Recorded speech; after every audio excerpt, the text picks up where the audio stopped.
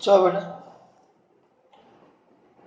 ધોરણ 11 chapter 3 lecture number 10 તમારો.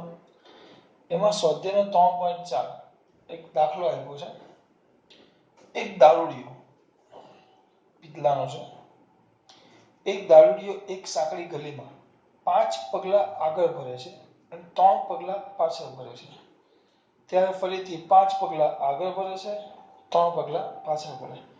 દાખલા તરીકે અહીંયા તમે જુઓ, આ 1 2 3 4 5 પગલા આગળ ભર્યા, 1 2 3 પગલા પાછળ ભર્યા.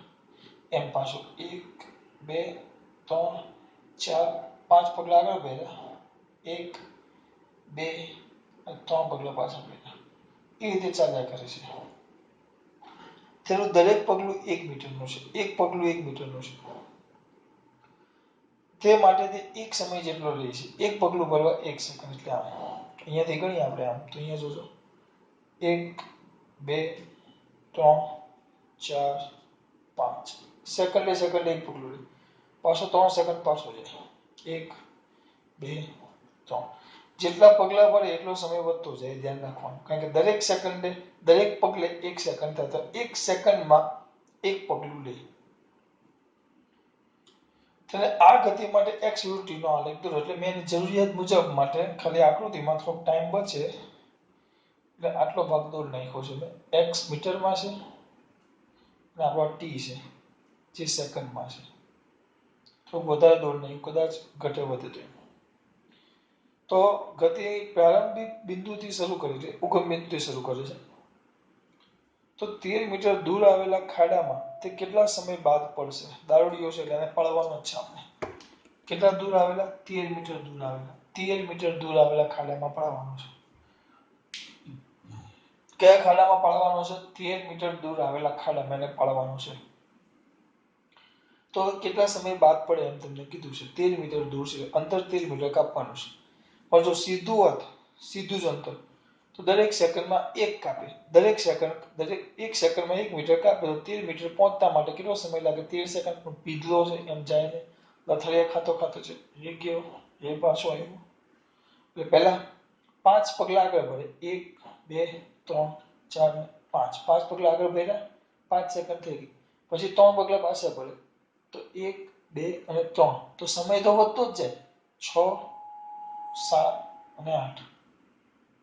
નો પડી? હવે અહીંયા છે આ પગલા ભરે. ચલો 1 2 3 4 5. તો સમય 5 સેકન્ડ થયું. પછી 3 પગલા પાછળ, તો પાછળ 1 2 3 પગલા પાછળ. તો સમય તો કેટલો થયો? 6 7 8 એમ. જો 1 2 3 4 5 5 પગલા આગળ. સમય તો ચાલુ જ રહે. 6 7 અને 8 સમય ચાલુ જ રહે. સમય પાછો ન આવે. સમય તો વધતો જ જાય. ખબર પડે? સમય પાછો ન આવે, સમય તો વધતો જ જાય. ખબર પડે? બહુ સિમ્પલ છે. ચલો 13 સુધી કરવાનું. ચલો પહેલા કેટલા લઈએ? 5 પગલા આગળ લઈએ. એટલે સમય કેટલો થાય? 5 પગલા માટે 5. એટલે અહીંયા આવે જો, અહીંયા કશે. કેમ? અંતર પણ 5 મીટર અને સમય પણ 5 મીટર. સમય 5 મીટર, અંતર 5 મીટર. જો વચ્ચે છે 4 ને 6 ની વચ્ચે. પહેલી 5 સેકન્ડમાં. હવે 3 પગલા પાછળ રહી. એટલે અંતર પહેલા હું કેટલા મીટર કાપ્યો અહીંયાથી? 1 2 3 4 5. હવે 3 પગલા પાછળ, 1 2 3. હવે 3 પગલા પાછળ, એટલે 3 ઓછું કરવાનું. તો 5 માંથી 3 ઓછું કરો તો કેટલું થાય? અંતર કેટલું થઈ જાય? 2. કારણ કે 2 મીટર પાછું આવી જાય. હું આગળ જાઉં 1 2 3 4 5. પાછું 1 2 3. તો ક્યાં આવી જવાનું? પાછું 2 ઉપર આવી જવાનું. પણ સમય તો વધતો જ જાય. કારણ કે મેં 3 પગલા પાછળ લીધા એટલે 3 સેકન્ડ બીજી ગણવાની 5 હતી. 5 પગલા આગળ ભર્યા એટલે 5 સેકન્ડ. પછી 3 પગલા પાછળ ભર્યા એટલે બીજી 3. કારણ કે દરેક પગલે આપણે સેકન્ડ ગણતા જવાનું. સમય ઘટવાનો નથી, સમય તો વધતો જ જવાનો છે. એટલે સમય કેટલો થશે? પહેલા 5 ને 3 8 લઈ લઈએ. 8 તો આ 10 છે ને આ 5 છે, આની વચ્ચે આવે. પણ પગલા કેટલા? આપણા પગલા 3 પગલા પાછા આવ્યા. પહેલા 5 મીટર આગળ ગયા હતા, પછી 3 મીટર પાછા આવ્યા. એક પગલું એટલે 1 મીટર. તો 3 પગલા એટલે 3 મીટર પાછા આવ્યા. તો વધ્યા કેટલા? 2. એટલે અહીંયા કશે આવે. પછી પાછો 5 પગલા આગળ. જો બેટા 5 પગલા આગળ 5 મીટર પાછું વધે તો 5 પગલા આગળ એટલે ક્યાં આવશે? પગલા. આ સમય છે. 5 પગલા આગળ. જો મજા આવશે ચલો એક કામ કરીએ. મજા આવે એવું નથી લાગતું તમારા માટે અહીંયા જ લખી નાખું છું. જો આનો ઉપયોગ કરી નાખીએ આપેલું છે તો આપણે. આ સમય અંતર અને સમય. ચલો પહેલા આલેખ જ દોરી નાખીએ. તો પહેલા 0 તો 0 સમય 5 સેકન્ડ એટલે 5 પગલા આગળ એટલે 5 મીટર. પછી 3 સેકન્ડ બીજી વધે એટલે 8 સેકન્ડ એટલે 3 પગલા પાછળ. તો આમાંથી 3 બાદ કરો તો 2. પછી પાછા 5 પગલા આગળ તો 5 પગ અંતર મીટરમાં છે અને સમય સેકન્ડમાં છે. જો ધ્યાન આપજો બેટા. હવે આલેખમાં નહીં દોરવાના બાજુમાં કોષ્ટકમાં તો આલેખની ઉપર થોડીક જગ્યા છે તમારે આલેખ આ દોરી દેવાનો એટલે આલેખ દોરતા ફાવે. જો 0 સમયે 0 કરો તો 5 સેકન્ડ થાય તો 5 પગલા આગળ એટલે 5 મીટર આવી ગયું. હા પછી બીજી 3 સેકન્ડ થાય તો 3 પગલા પાછળ આવે. સમય તો વધતો જ જશે એટલે સમય પ્લસ કરતા જવાનો. 3 8 પગલા પાછળ આવ્યા એટલે અંતર 3 મીટર ઘટે એટલે 2. પછી હવે પાછો આગળ જે 5 પગલા આગળ એટલે 2 ને 5 7 એ પ્લસ થાય. પછી પાછો સમય તો પ્લસ જ થવાનો 8 ને 5 13. પછી પાછો કેટલા 3 પગલા પાછળ પગલા 3 પગલા પાછળ તો કેટલો 4. સમય તો 3 વધતો જ જશે સમયમાં બાદબાકી ન થાય તો કેટલા થાય 13 ને 3 16. હવે પાછો 5 પગલા 5 આવે તો પ્લસ ને 3 આવે તો માઇનસ. અંતરમાં સમયમાં તો પ્લસ જ ગોખવા વાળા કે છે બહુ સિમ્પલ. આમાં પાછો 5 પગલા આગળ તો કેટલો થાય 9. તો સમય તો વધવાનો જ છે 21. 3 પગલા પાછળ 3 બાદ કરો 9 મીટર આગળ ગયો તો 3 બાદ કરો તો 6. કેટલા થાય 6 21. આગલા થવાના 21 આવે એટલે બોલો ફટાફટ. કેટલા બેટા 5 ને 26. આ 6 છે. પછી પાછા કેટલા પગલા આગળ જવાનું દીકરા? આગળ કેટલા જવાનું પાછું 5 આવ્યા ને સોરી આ 5 ઉમેર્યા 5 3 5 3 5 3 3 વધે એટલે કેટલા 24. પછી પાછા 5 ઉમેરવાના 5 પગલા આગળ જાય 11. તો પાછા આમાંય 5 ઉમેરવાના 29. હવે 3 પગલા પાછળ 3 પગલા પાછળ તો 9. ભૂલ ગઈ હતી બેટા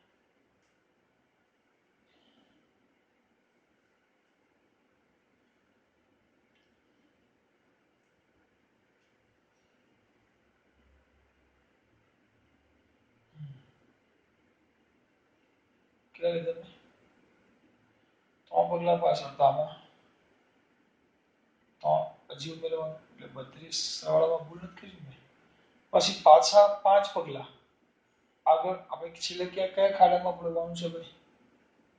આપણે કેટલા દૂર છે 13 મીટર દૂર આવેલા ખાડામાં પડવાનું છે 13 મીટર. તો હવે કેટલા પગલા ભરવાના? 13 મીટર ખાડું હોય તો પગલા કેટલા ભરવાના? 4 જ. 5 નહીં કારણ કે 4 પગલામાં એ પડી જ જવાનો છે ખાડામાં. સમય સેટ ન થયો બેટા. કશે કાગળ લોચો માર્યો છે.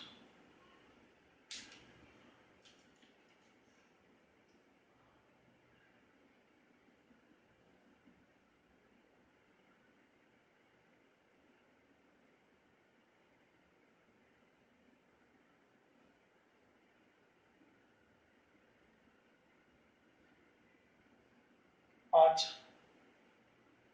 શાંતિથી આમાં ભૂલ થઈ ગઈ બીજું કઈ નથી. ચલો પહેલા 0 5 પગલા આગળ તો 5 મીટર સમય પણ 5 સેકન્ડ. પછી 3 પગલા પાછળ 3 પગલા પાછળ 3 પગલા પાછળ તો 2 સમય 8.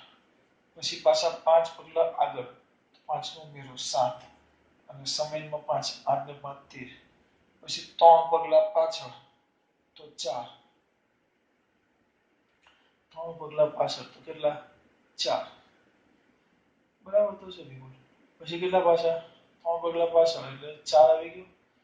આમાં 3 ઉમેરો એટલે 13 પછી પાછો 5 પગલા આગળ 4 ને 5 9 આમાં 5 ઉમેરો 16 ને 5 21 બરાબર પછી 3 પગલા પાછળ તો 3 પગલા પાછળ 9 માંથી 3 જાય તો 6 અને આમાં 3 પગલા તો 3 ઉમેરાશે 24 પછી 5 પગલા પાછો આગળ તો 5 નો પ્લસ થાય એટલે 6 ને 5 11 તો આમાં 5 પગલા પાછળ સોરી આમાં 5 સમય તો વધતો જ જાય ને 5 એટલે 29 પછી હા અરે યાર 3 પગલા તો અહીંયા આવે 8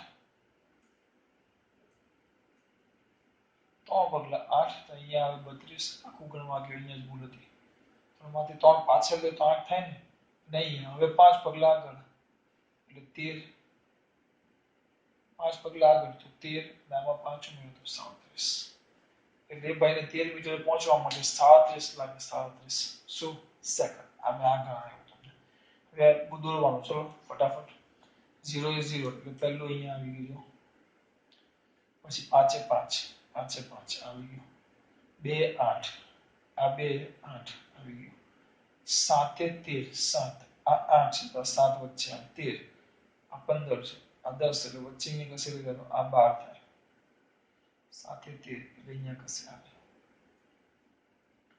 7 એ 13 પછી 14 એ 16 સોરી 4 એ 16 4 એ 16 આ 4 છે તો 16 અહીંયા ખસેડી છે બાજુમાં છે બરાબર 9 એ 21 9 આ 10 છે 9 અહીંયા 9 એ 21 આ 20 છે 9 એ 21 20 છે 21 અહીંયા ખસેડી છે બરાબર 6 એ 24 6 એ 24 આ 25 છે 24 અહીંયા ખસેડી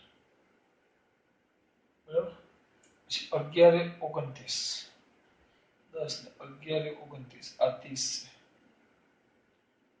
11 આ 30 છે તો 29 અહીંયા ખસેડી છે પછી 8 એ 32 8 એ 32 8 એ 30 8 એ 30 અને 32 એટલે અહીંયા ખસેડી 13 37 12 13 37 37 અહીંયા ખસેડશે 13 37 35 36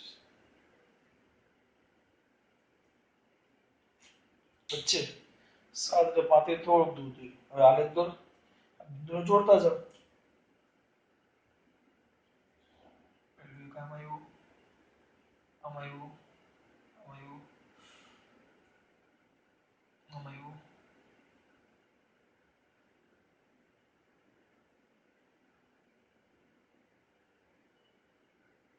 zigzag એટલે પીગલો છે ને આમ ગતિ કરે this is the gati of pidla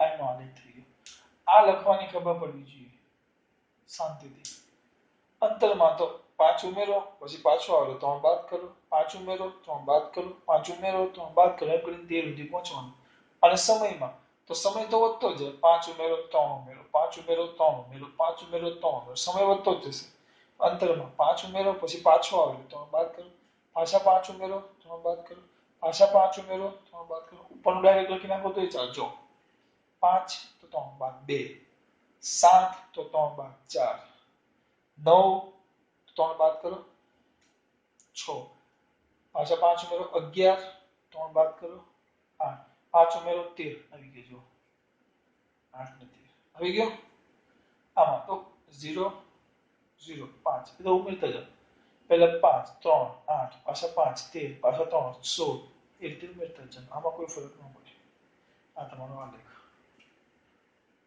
બરાબર આ તમારો સરસ મજાનો શું થઈ ગયો આલેખ સ્વાધ્યાયનો 3.4 હવે બીજા દાખલા જોશું આપણે આલેખના જ જોશું આજે બધા કે હમણાં મેં તમને આલેખ ચલાવ્યું છે બધું અને આપણે ઇરેઝ કરી એટલે ભૂલી એમ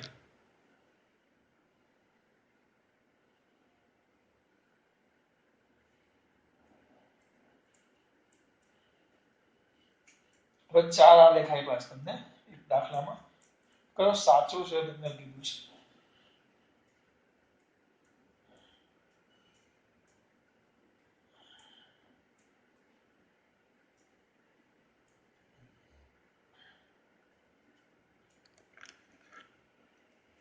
હવે જો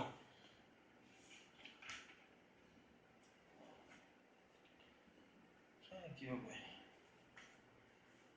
ચલો આવ્યો સ્વાધ્યાયનો 3.16 એમાં 4 આલેખ તમને આપ્યા છે. કયો સાચો એમ પૂછ્યું છે. સ્વાધ્યાયનો 3.16 એથી 4 આલેખ આપ્યા છે. સાચો કયો તમને એ પૂછ્યું છે.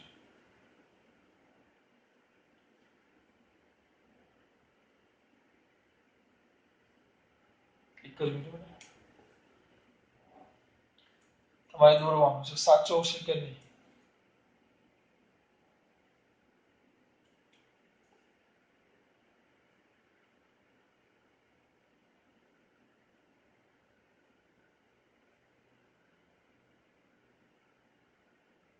થઈ ગઈ પેલા પેલું દોરવું પડશે. એક મિનિટ.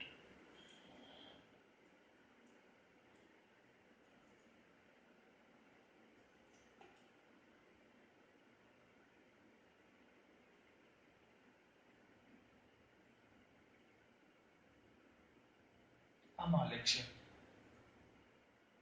પહેલો આલેખ પછી બીજો તો મસ્ત છે, વાંધો નહીં આવે. પછી ત્રીજો,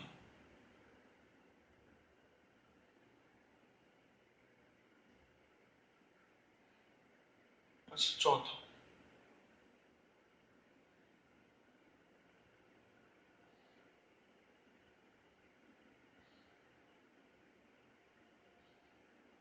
કયો આલેખ સાચો છે ને તમને શોધવાનું કીધું. બધામાં વસ્તુ અલગ છે. જોજો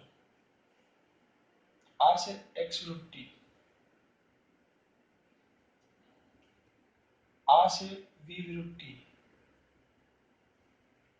આ છે ઝડપ વિરુદ્ધ સમય, આ છે કુલ પથ લંબાઈ,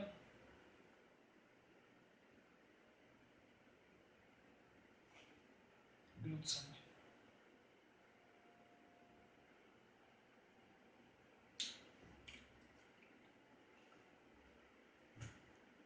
આગળ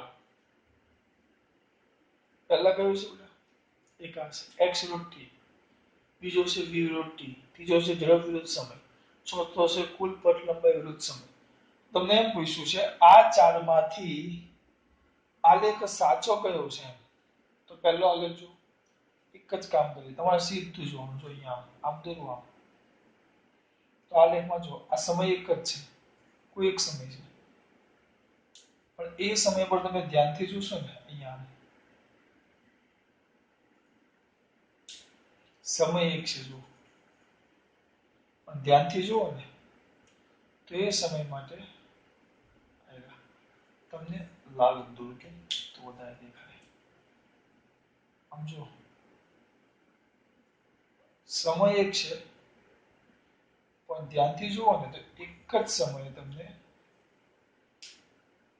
આ જે t1 સમય છે એમાં તમને બે સ્થાન મળ્યા x1 અને x2. તો એક જ સમયે પદાર્થ કેટલા સ્થાન? બે સ્થાને. સમય એક જ અને સ્થાન બે, એટલે કે બામ થોડા છે. એક જ સમયે પદાર્થના બે સ્થાન છે, જે શક્ય નથી. ટૂંકમાં એટલે આલેખ સાચો નથી, એટલે કે આલેખ શક્ય નથી. કારણ કે એક સમયે બે સ્થાન ન હોય. અત્યારે હું અહીંયા ઊભો હતો, બીજા સ્થાને જવા માટે મારે સમય તો લેવો જ પડે. એમને મેં બીજા સ્થાને જઈ શકું, ભલે અહીંયા એક સેકન્ડ અહીંયા ઊભો છું, તો 1.000001 સેકન્ડે બાજુમાં પહોંચવા માટે એટલો સમય તો થાય. ભલે સૂક્ષ્મ સમય, પણ સમય તો થાય જ. એક સ્થાન પર હું એટલે એક જ સમયે બે સ્થાને શક્ય નથી. હા, બે સમય એક જ સ્થાને શક્ય છું. દાખલા તરીકે 9 વાગે હું અહીંયા ઊભો છું, 10 વાગે અહીંયા હું હોઈ શકું, પાછો ફરીને અહીંયા આવી જાવ, અથવા અહીંયા નહીં ઊભો રહું, એ શક્ય છે. પણ એક જ સમયે હું બે સ્થાને હોઉં એ શક્ય નથી. એટલે આલેખ કેવો છે? ખોટો. બીજું શું? અહીંયા આ વિવૃત્તિનો આલેખ છે.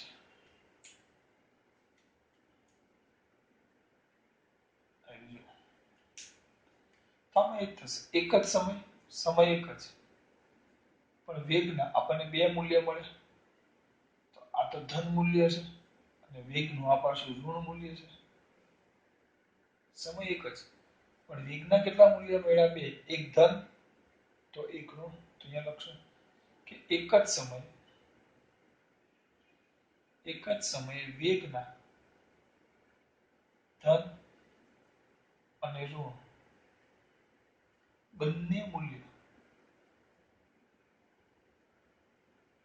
મળે તે શક્ય નથી. એટલે એના પરથી કહી શકાય કે ભાઈ આલેખ પણ શક્ય નથી. બે મૂલ્ય થોડા સાચા. પછી આ ઝડપ વિરુદ્ધ સમયનો આલેખ. તો સાચો કે ખોટો?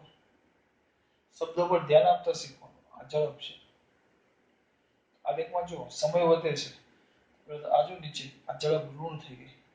ઝડપ કદી પણ ઋણ હોય નહીં. એટલે આ જો અહીંયા આ નીચેના ભાગમાં ઝડપ ઋણ થઈ. આ ધન આ વેગ હોય તો વિચારી શકાય. વેગ હોય તો વિચારી શકાય. કારણ કે વેગ ઋણ ધન બધું હોય. પણ આ તો ઝડપ છે. તો ઝડપ ઋણ શક્ય નથી. ઝડપ હંમેશા ધન જ હોય. તે ઋણ શક્ય નથી. તે ઋણ શક્ય નથી. માટે આપેલ આલેખ ખોટો છે. પેન નવી લાવવી પડશે.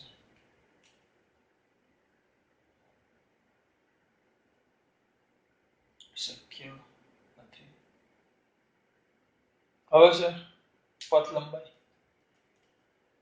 પથ લંબાઈ એટલે કાપેલું અંતર ને સમય તે માટે લાગતો સમય.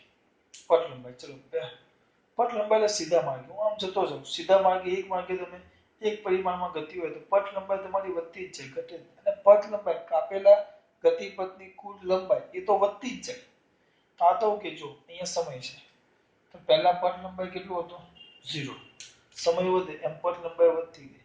પાછું અમુક સમય પછી પથ લંબાઈ ઘટતી ગઈ અને છેલ્લે 0 થઈ ગઈ. પથ લંબાઈ ઘટે જ નહીં ભાઈ. હું દાખલા તરીકે આપણે ઉદાહરણ એક આપેલું. દાખલા તરીકે અહીંયા જો ચલો આ બગીચો છે. તો બગીચામાં તમે ગોળ રાઉન્ડ મારીને પાછા આવો બરાબર. ગોળ રાઉન્ડ મારીને પાછા આવો તો પથ લંબાઈ તો વધતી જ જાય. ભલે ગોળ ફરતા હો. કે આ અંતર તો વધતું જ જવાનું છે. પથ લંબાઈ એટલે કાપેલા ગતિપથની લંબાઈ.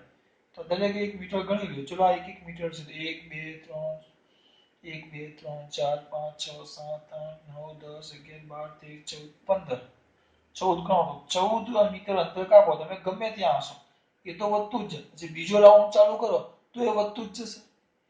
બીજો રાઉન્ડ ચાલુ કરો તો આ 15 16 17 18 એમ થાય. જો પથ લંબાઈમાં શું થાય? વધે છે. અહીંયાથી ગણો 1 2 3 4 5 6 7 8 9 10 11 12 13 14 મીટર. બીજો રાઉન્ડ મારો તો 15 16 17 18 19 20 21 28. ત્રીજો રાઉન્ડ મારો તો વધતું જ જાય.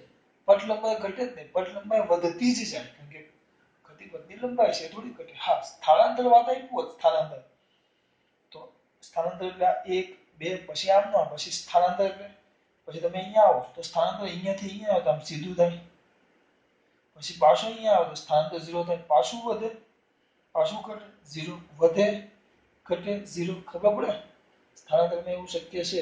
જો પહેલા સ્થાનાંતર આટલું પછી આટલું પછી આટલું પછી આટલું પછી આટલું પછી આટલું. જો એટલે સ્થાનાંતર વધતું ગયું. હવેથી હવે જો સ્થાનાંતર નાના થવા લાગ્યા સ્થાનાંતર ઘટવા લાગ્યું. જોયું ને કેટલું થઈ ગયું? 0. પછી પાછું વધે અહીંયા સુધી મેક્સિમમ થાય પછી ઘટે 0 થઈ જાય. એટલે આ લેખ જો સ્થાનાંતર વિરુદ્ધ સમય હોત ને તો સાચું હતું. આ તો કોના વિરુદ્ધ છે? પથ લંબાઈ. પથ લંબાઈ તો શું થાય? વધે જ.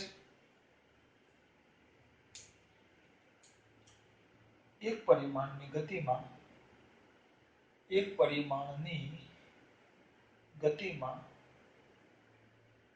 પદાર્થની પથ લંબાઈ તો વધે જ.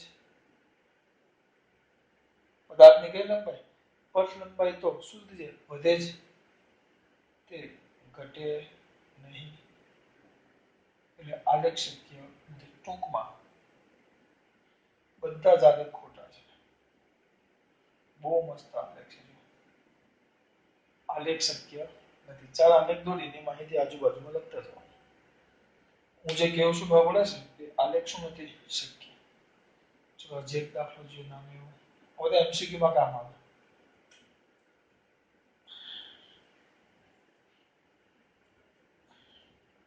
સ્વાધ્યાયમાં ઉદાહરણમાં પૂછાય એમ ન કહી શકું કે પૂછાય જ ન પણ પૂછાય તો ગભરાવાનું નહીં. પૂછાય તો લખી નાખશું. આપણે બધું ચલાવીએ છીએ.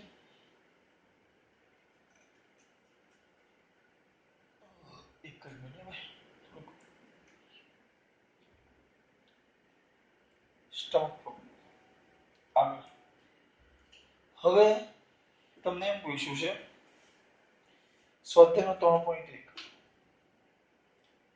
સ્વાધ્યાયનો 3.1 રકમ સાંભળજો. નીચે આપેલા ઉદાહરણો પૈકી કયા ઉદાહરણમાં તંત્રને આશરે બિંદુવત પદાર્થ ગણી શકાય એ પૂછ્યું છે. કયામાં તમે બિંદુવત પદાર્થ ગણી શકો? કયામાં પદાર્થને તમે બિંદુવત ગણી શકો? એમાં થોડાક વિકલ્પો તમને આપ્યા છે 4. પહેલું બિંદુવત ગણી શકાય પદાર્થને. તમને કોને બેટા પદાર્થને ધ્યાન આપજો. મને નહીં તમને કીધું છે. પદાર્થને કેવું ગણવાનું કીધું છે? બિંદુવત. તો પદાર્થને બિંદુવત ગણવું હોય તેની બે શક્યતા હતી. પહેલી, જો બે પદાર્થ વચ્ચેનું અંતર જો બે પદાર્થ વચ્ચેનું અંતર પરિમાણની સરખામણીમાં કેવું હોય? નાનું. યાદ છે? બે પદાર્થ. દાખલા તરીકે કણ. દળ ધરાવતો બિંદુવત પદાર્થને કણ કહેવાય જે કોઈ પરિમાણ ધરાવતો નથી, એટલે એ શક્ય નથી. એટલે આપણી વાત શક્ય નથી. એ વાત આપણે કરેલી. દળ ધરાવતો બિંદુવત પદાર્થ ને કહેવાય કણ. બરાબર? જે પરિમાણ ધરાવતો નથી. વાસ્તવિકમાં કણ શક્ય નથી. પણ કેટલાક સંજોગોમાં પદાર્થને કણ સ્વરૂપે લઈ શકાય. કયા સંજોગોમાં? કયા સંજોગોમાં? પહેલો સંજોગ એવો હતો કે બે પદાર્થો વચ્ચેનું અંતર ખૂબ જ નાનું, બે પદાર્થો વચ્ચેનું અંતર એના સરખામણીમાં એ બે પદાર્થોનું પરિમાણ નાનું હોવું જોઈએ. સમગ્ર પદાર્થ નિયમિત રીતે શું કરતો હોવો જોઈએ? ગતિ.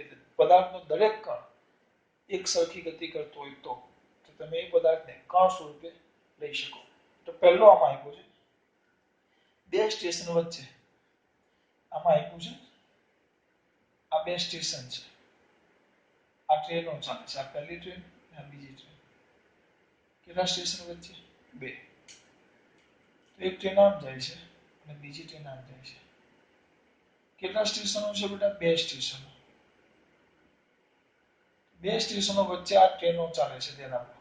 તો આને તમે આ જો ટ્રેનો ચાલતી હોય તો ટ્રેનોને તમે કણ સ્વરૂપે લઈ શકો એવું પૂછ્યું છે તમને. લઈ શકાય? હા, લઈ શકાય. કેમ લઈ શકાય? કોઈ કહેશે માં કોઈનો? કેમ લઈ શકાય? સિમ્પલ છે. સ્ટેશન વચ્ચેનું અંતર કિલોમીટરોમાં હોય અને ટ્રેનની લંબાઈ વધુ મીટરમાં હોય.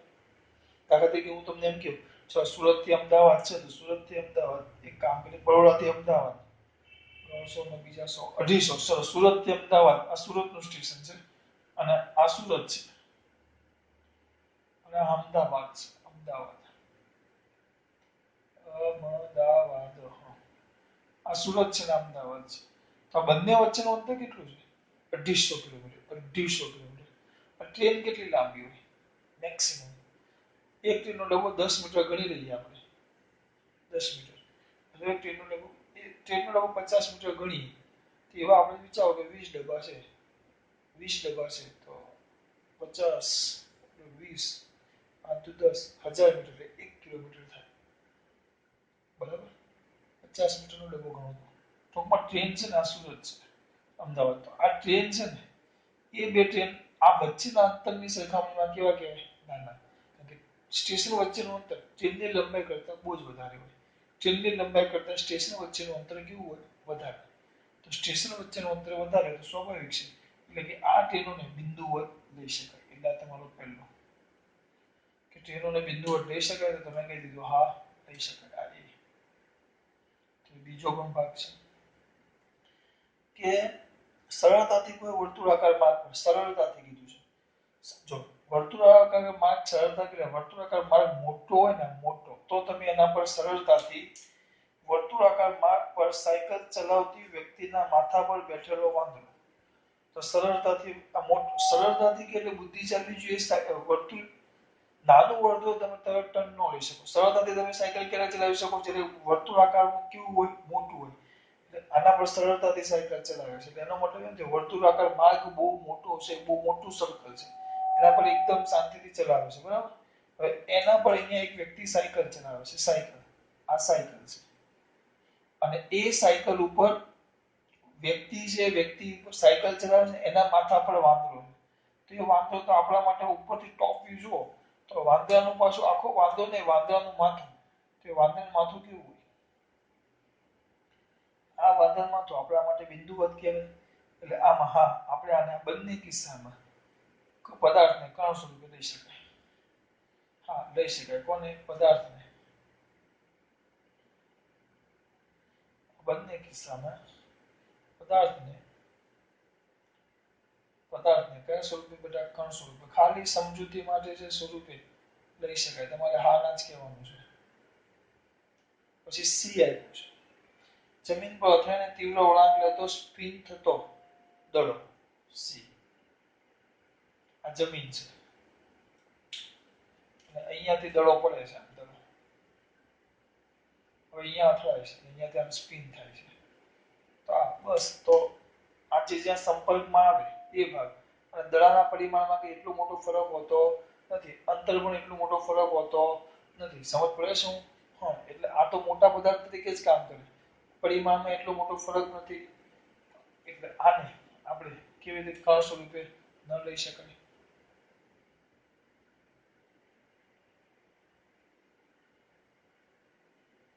પછી જ ચોથું આવ્યું છે ટેબલની કિનારી પરથી ખસીને પડતું બીકર આમ સપાટી છે આ ટેબલ છે આખો ભાગ નથી દોરતો થોડોક ભાગ દોરું છું આ ટેબલ છે અહીંયા એક બીકર મૂક્યું છે હવે આ બીકર નીચે પડે આમ નીચે તો એને કણ સ્વરૂપે લેવાય ન લેવાય કેમ કારણ કે આ પરિમાણ મોટા છે બધા આપણે કણ ક્યારે લઈ શકીએ જ્યારે પરિમાણ બહુ જ નાના હોય અમે એવું કઈ થતું આ બેમાં એવું નથી થતું એટલે સી અને ડી માં કણ સ્વરૂપે ન લઈ શકાય ધ્યાન રાખજો આ વસ્તુ ધ્યાન રાખજો બંને માટે છે આમાં તમે ન લઈ શકો આ બે માં લેવાય કારણ કે આ જે તમે વસ્તુ